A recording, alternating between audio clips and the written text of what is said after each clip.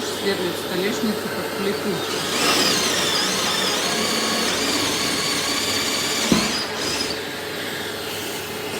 С пылесосом.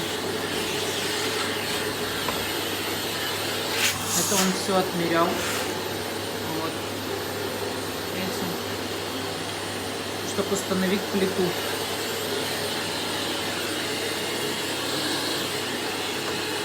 Так. Нужно сделать 4 высверла сначала. Для того, чтобы работать лобзиком.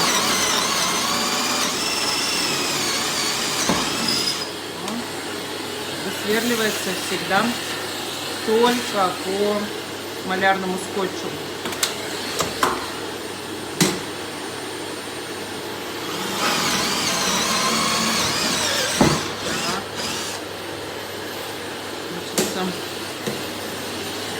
Кухня у нас тут от плиты провод какой-то большой трехфазный, да? Трехфазный. Выбирает сразу за собой то, что он нас сверлил. Так. Сейчас он будет работать лобзиком. Вот это, в принципе, то, что он уже сделал. Кухня у нас 3 метра 20. Вот. 3,20. И вот он... Сейчас лобзик мы купили, значит, обе. И сейчас он этим лобзиком будет выпиливать столешницу кухни под плиту. Не, потом. Так, ладно, без он... этого. Я без переходника. Пока без переходника, с пылесосом. А надо наоборот сделать с пылесосом или нет? Не надо сильно много. Так, он надевает очки защитные.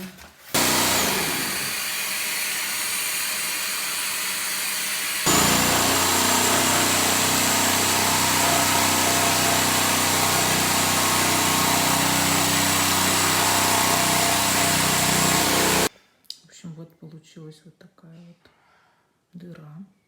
Туда вставляется плита. В общем, кухня вот эта наша. Мы ее купили за 2200 евро. Это самая дешевая кухня из всех. Вот здесь еще будет пропил раковины. Вот здесь. Здесь пропил раковины. Тут посудомойка, естественно. Вот. Тут духовка, значит, холодильник. Вот здесь холодильник. Вот это. Вот. Тут шкафчики. И вот 2200 евро она. А установка кухни еще 980 евро стоила. Мой муж говорит, нет, я буду экономить.